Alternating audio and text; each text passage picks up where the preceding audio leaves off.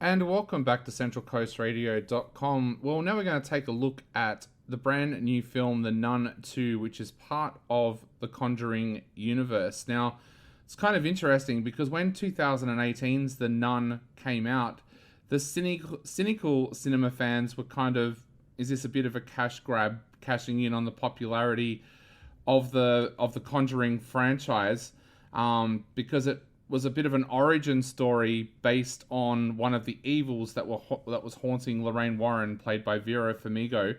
But to true fans of the franchise, this delivered an interesting backstory and had some interesting reveals about the characters in the universe, if you were eagle-eyed enough to spot them.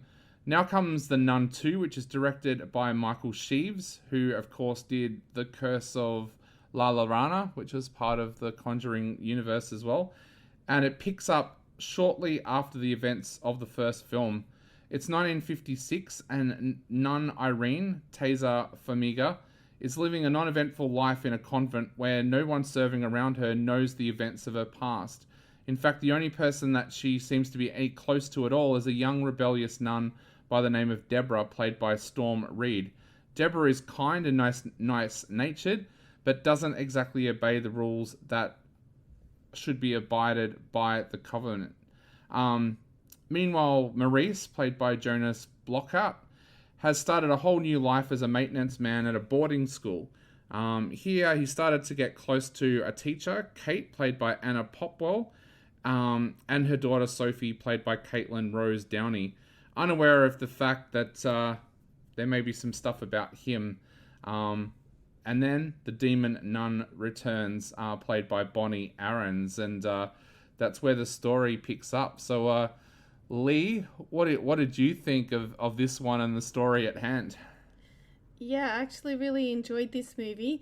I am a great fan of the Conjuring series, which I've explained in other interviews, so I won't go too much into my love of the Conjuring. But here, I like the story that Sister Irene, having faced a demonic force of Valak in the past, so in the original Nun, is ordered to investigate a murder.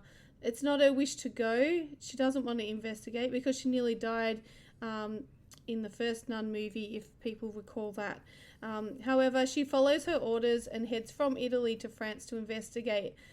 She soon learns that her good friend Maurice is possessed by Valak, and she tracks him down. Now, that's not too much of a giveaway because you can see that in the trailer.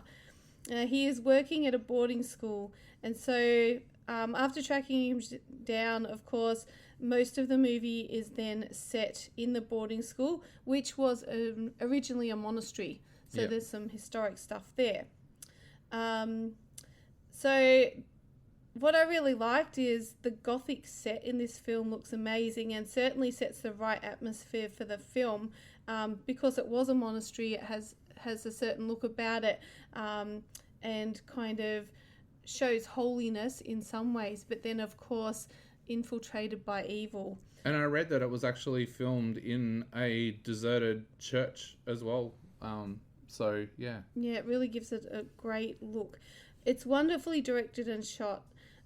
One scene I particularly loved for its creativity was the wall of magazines with the pages flicking and Valak emerging from the wall. Again, it's actually in a trailer. I kind of think it shouldn't have been in the trailer because I think it's such a wonderful piece within the movie, and I think it's a bit spoiler to have been in the ad. But I'm talking about it because it's already in there. But of course, when you watch the movie, you see it more in depth and it means a lot more to you, because of the story surrounding it. The script is really well written. There's great characterization. There's intriguing backstories about Valak, Maurice, the boarding school itself being the monastery, St. Lucy, and ancient relics. I really encourage you to listen carefully to information about St. Lucy. Because I think there's some points there that connecting with The Conjuring. So I would just say look out for that or listen out for those little tips there. So you also have the murder, of course, and the investigation, and there are certain reveals about a particular family line which connects with Conjuring and makes you crave for the next Conjuring film to come to the big screen. I'm certainly excited about that, and I want to see it, as soon as I can, as soon as it becomes available.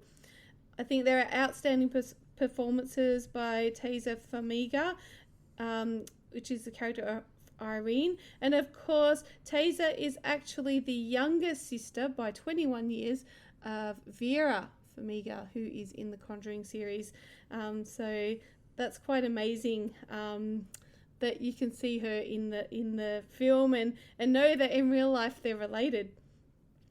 I think that the character of Maurice, played by Jonas Bloquet, was also an outstanding performance. And the other standout that I felt for this film was Caitlin Rose Downey, Sophie, who's a child actress. She does really well. So in this, I think Irene investigating, and there's a particular fire scene that I really thought was really well done, that you will see.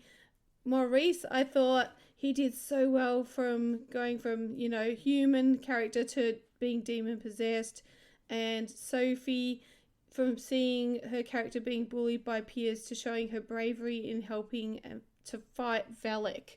So there was just so much in this film if you really look at the detail of what's in it. And as a horror fan, and of course loving the Conjuring series, I was not disappointed by this at all, and I really, really enjoyed this, and I actually want to go back and see it again. Yeah, I agree with a lot of what you've said there, because I found, and I don't know whether you did as well, but I found the first Nun film to be a little bit bland. The second, unusually, the second film in a series is not quite as good as the first, generally. Not always, but I would have to say that I enjoyed this film, the second one, more than the first one. It's done a Terminator 2.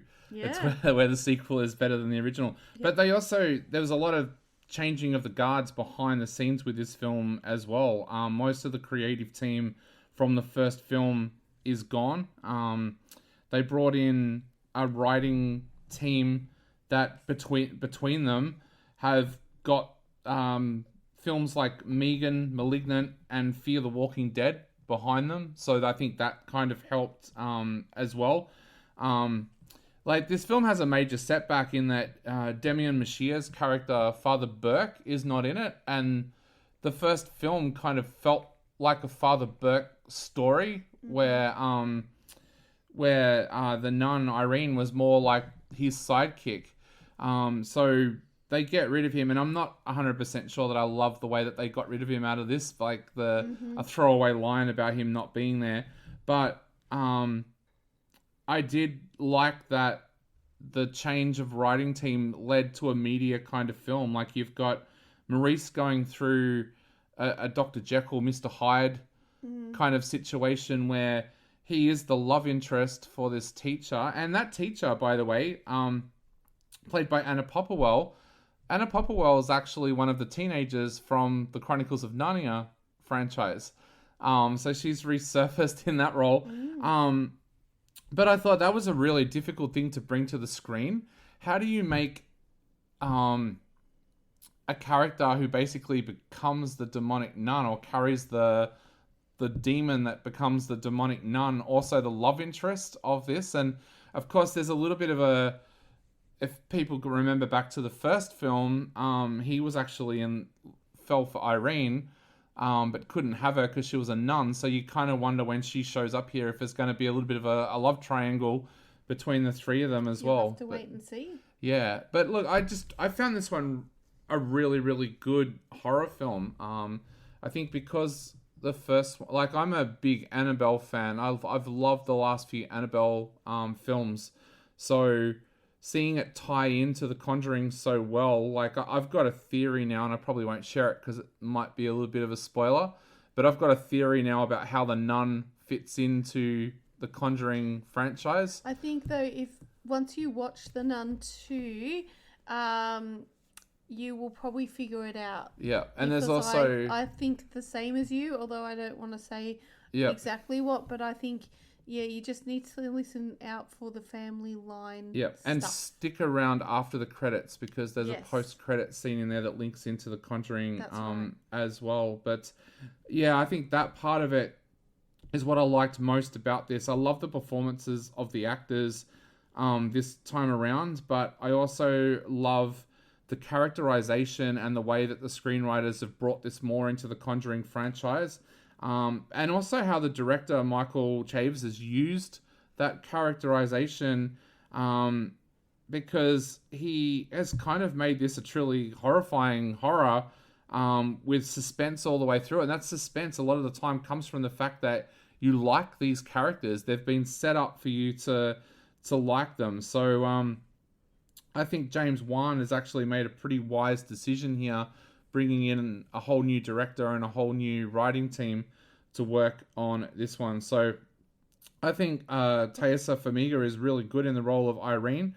Unlike you, I thought Caitlin Rose Downey was brilliant too. There's been so many movies this year with horror films where young actors and actresses have been thrown into the deep end, like Evil Dead Rise earlier this year. There was kids covered in fake blood all the way through that film.